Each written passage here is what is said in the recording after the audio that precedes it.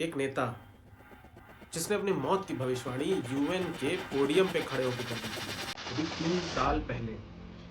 उस नेता को इंटरनेशनल मीडिया ने तानाशाह बताया।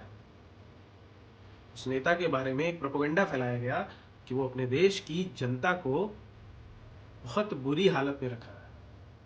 ये वीडियो आपको ये नहीं बताएगा कि वो तानाशाह था या कैसा आदमी था, पर ये वीडियो आपको ये बताएगा कि उसके तानाशाह के पीछे की कहानी क्या है और वो प्रोपेगेंडा जो इंटरनेशनल मीडिया ने चलाया।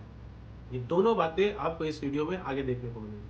हाँ, उसे तानाशाह कहा गया, उसे ये बताया गया कि वो कितना क्रूर बादशाह था,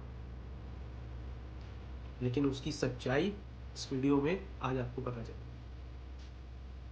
आप ये वीडियो किसी तानाशाह देश से देख रहे हो या लोकतांत्रिक देश से, आप मेरे साथ रहिए, क्योंकि मैं आपकी एक गलतफहमी दूर करने जा रहा हूं कि लोकतंत्र के बारे में आप जो समझते हैं वो गलत है, और तानाशाह के बारे में आप जो जानते हैं वो अधूरा है। कई बार एक छोटा सा देश कुछ ऐसी नीति ले आता है जिससे वैश्विक राजनीति में भूचाल आ जाता है, या कई बार एक छोटा नेता ऐसे फैसले कर बैठता है जिससे बड़ी बड़ी बड़ी बड़ी पावर डर जाती है। दोस्तों, दुनिया का नक्शा भले ही बाहर से कितना शांत क्यों ना रहता हो, पर ऐसा होता है। कभी कभी एक छोटा सा देश कुछ ऐसी नीति बनाता है जिससे वैश्विक राजनीति में भूचाल आ जाता है। एक छोटा नेता कुछ ऐसे फैसले कर देता है जिससे बड़ी बड़ी सुपर पावर हिल जाती है।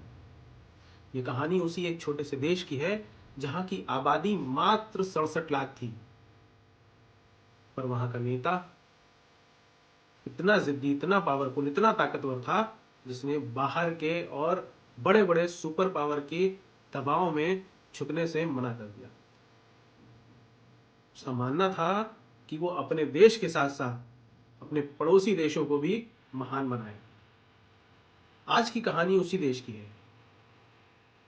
एक ऐसा देश जिसका नाम सुनते ही लोग गूगल करने लग जाते हैं, जानने लग जाते हैं कि ये देश कहाँ स्थित है। ना बड़ी सेना, ना कोई विशाल संसाधन, और ना ही कोई ऐसा महान साम्राज्य। उसके पास एक नेता था जो जिद्दी था, तेज दिमाग का था और वैश्विक दबाव में ना झुकने वाला था। ये वही नेता था जिसने यूएन के पोडियम पे खड़े होकर 3 साल पहले अपनी मौत की भविष्यवाणी कर दी थी। ये वही देश था जहां पेट्रोल लगभग मुफ्त था, शिक्षा हर बच्चे को मुफ्त थी, इलाज फ्री था, किसानों को जमीन मुफ्त दी जाती थी खेती करने के लिए, और अगर वहां का छात्र या वहां का बच्चा कभी बाहर पढ़ने जाना चाहता था तो उसको विदेश की पढ़ाई उसकी सरकार कराती थी। तो देश था लीबिया, और उस तानाशाह का नाम था मुअम्मर अल गद्दाफी। एक ऐसा नेता जिसे तानाशाह कह के बदनाम किया गया, जिसके देश को खत्म कर दिया गया, और इंटरनेशनल मीडिया में ऐसा नैरेटिव चलाया गया कि उससे बड़ा तानाशाह इस दुनिया में कोई नहीं। लीबिया की आबादी सिर्फ 67 लाख है। लीबिया अफ्रीका का एक ऐसा देश है जहां तेल का सबसे बड़ा भंडार है, और उसकी सबसे बड़ी गलती वही थी।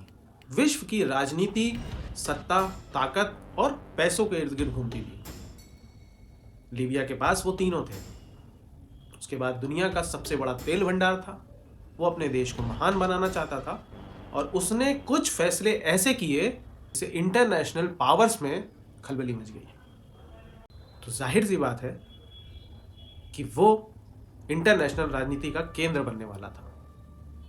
गद्दाफी का वो खतरनाक फैसला जिसने दुनिया को हिला के रख दिया, उसने 53 देशों के साथ, 53 अफ्रीकी देशों के साथ मिलकर एक समझौता किया। वो समझौता था सोने से आधारित मुद्रा को लॉन्च करना, जिसका नाम उसने रखा था गोल्ड दिनार। उसका कहना था कि वो अपना तेल भंडार, अपने गैस और अपने नेचुरल रिसोर्सेज की खरीद फरोख्त गोल्ड दिनार में करेगा, जिससे पूरे वैश्विक राजनीति में और इंटरनेशनल पावर में एक खलबली मच गई। ये दुनिया के सबसे बड़े सुपर पावर को एक सीधी चुनौती थी। क्यों? क्योंकि अमेरिकी डॉलर वैश्विक व्यापार की वजह से ही इतना मजबूत और अमेरिका इतना ताकतवर है। अगर अफ्रीका डॉलर छोड़ देता है तो उसकी वैश्विक पकड़ कमज़ोर हो जाएगी, और अगर उसके साथ साथ और देशों ने डॉलर छोड़ा तो अमेरिका को हर साल करोड़ों अरबों डॉलर का नुकसान होता। यानी लीबिया का एक फैसला पूरे वैश्विक आर्थिक संकट ला सकता था। यानी लीबिया का एक फैसला पूरी दुनिया हिला सकता था। अब गद्दाफी का बढ़ता प्रभाव पश्चिमी देशों को डराने लग गया था, क्योंकि दुनिया अगर उसकी बात मान लेती है तो दुनिया का 70% संसाधन अफ्रीका के कंट्रोल में आ जाता है। गद्दाफी रुक नहीं रहा था। उसने अफ्रीकी यूनियन बनाई, कई अफ्रीकी देशों का कर्ज चुकाया, अपनी खुद की सैटेलाइट बनवाई और आईएमएफ और बड़े बड़े बैंकों को चुनौती देने लगा।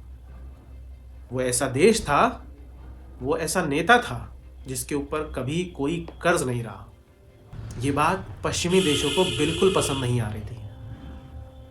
गद्दाफी का अपने देश को देखने का जो विजन था वो उन लोगों को नहीं भा रहा था। और फिर शुरू हुआ नैरेटिव वॉर। इंटरनेशनल मीडिया ने गद्दाफी को सबसे पहले तानाशाह कहा, फिर मानव अधिकार हनन का आरोप लगाया और उसके बाद उठी लोकतंत्र बचाने की मांग। इंटरनेशनल मीडिया का नैरेटिव दिन रात बढ़ता रहा और फिर उठी लीबिया को बचाने की मांग। बाहर से लीबिया को तोड़ने के लिए विदेशी फंडिंग की गई। उसके बाद देश को अंदर से तोड़ने के लिए राजनीति चालू हो गई और फिर मानवता बचाने के नाम पर शुरू हुए सैन्य हमले। 2011 में नाटो ने लीबिया के ऊपर हमला शुरू कर दिया। वजह थी लोकतंत्र बचाना, मानवाधिकार दिलाना, जो इंटरनेशनल मीडिया में चलाई गई, पर असली वजह थी गोल्ड दिनार, अफ्रीकी देशों का एकजुट होना, तेल के ऊपर लीबिया का कब्जा होना और उसकी सामरिक लोकेशन। नाटो ने लीबिया की सेना तोड़ दी, देश को 3 भाग में बांट दिया गया, राजधानी त्रिपोली पे बम बरसाए गए और कुछ ही महीने में गद्दाफी की सरकार गिर गई। गद्दाफी का विचार लोकतंत्र के बारे में दुनिया से बहुत अलग था। उसका मानना था कि अगर लोकतंत्र जनता के लिए होता है तो सारे फैसले जनता को करने चाहिए। उसका मानना था कि अगर लोकतांत्रिक प्रक्रिया सिर्फ देश की जनता के लिए होती है तो फैसला करने का अधिकार भी देश की जनता को दे देना चाहिए। अगर आप उसको तानाशाह समझते हैं तो वो विश्व का पहला ऐसा तानाशाह था जिसने हर काम में अपनी देश की जनता को आगे रखा और हर पोडियम पे, हर इंटरनेशनल मुद्दे पर, हर इंटरनेशनल पोडियम पे उसने सिर्फ ये कहा कि अफ्रीका को ग्रेट होना चाहिए। वो तानाशाह जो सिर्फ अपने देश के बारे में नहीं सोचता है बल्कि अपने 53 अफ्रीकी मुल्कों के बारे में भी सोचता था।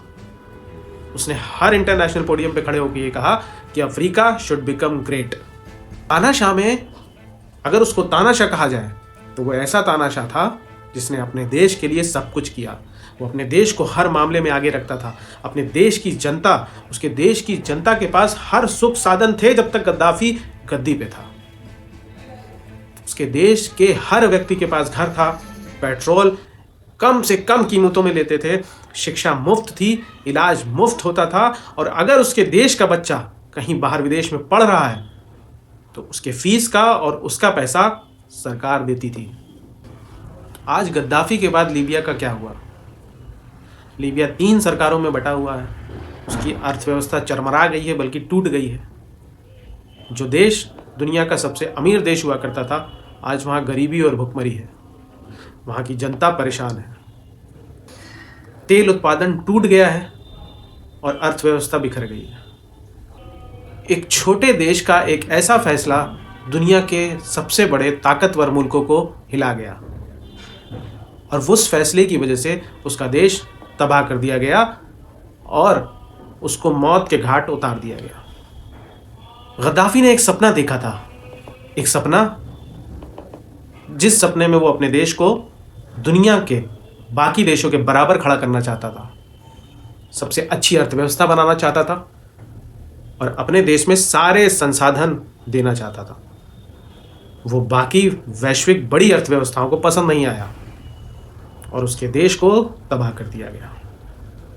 अमेरिका ने हमेशा ऐसे देशों को टारगेट किया है जहां पे तेल का भंडार रहा या उनके फैसलों की वजह से उसके देश पे किसी तरीके का प्रभाव पड़ा है। आप बहुत लिस्ट है, आप उठा के देख सकते हैं। जिन जिन देशों में तेल का उत्पादन शुरू हुआ या तेल मिल गए, उन देशों में अमेरिका की सबसे बड़ी रुचि हो गई। या तो उनको दबाव के तहत रखा गया और अपनी पॉलिसीज, अपने फैसले मानने पे मजबूर किया गया, या उनका देश खत्म कर दिया गया। बहुत से उदाहरण हैं आप लोगों के सामने अगर आप इन चीज़ को पढ़ेंगे, कैसे वैश्विक मुद्दों, इंटरनेशनल मीडिया और एक नैरेटिव सेट करके देशों को तबाह किया जाता है। फिर मिलेंगे किसी नए देश की नई कहानी के साथ। तो अगर आपको मेरी बात, मेरी कहानी पसंद आई है तो चैनल को सब्सक्राइब कर लीजिए। अगली कहानी में मैं आपको किसी और देश के बारे में जानकारी दूंगा। तब तक के लिए धन्यवाद।